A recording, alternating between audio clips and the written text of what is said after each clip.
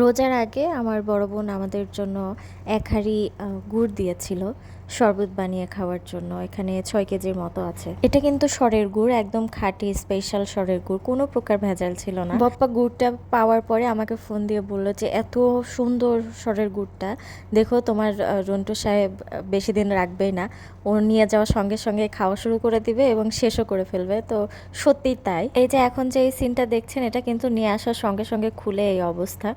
ও নিয়ে এসে দেখুন প্রায় কতটা খেয়ে নিয়েছে। রন্টু সাহেব বলছিল যে রোজার মাসটা ভালোই তৃপ্তি সহকারে শরবত খেতে পারবো, কিন্তু বিশ্বাস করেন এই শরবতটা মাত্র 10 দিনে শেষ হয়ে গিয়েছিল, মানে 10 রোজাতেই শেষ হয়ে গিয়েছিল।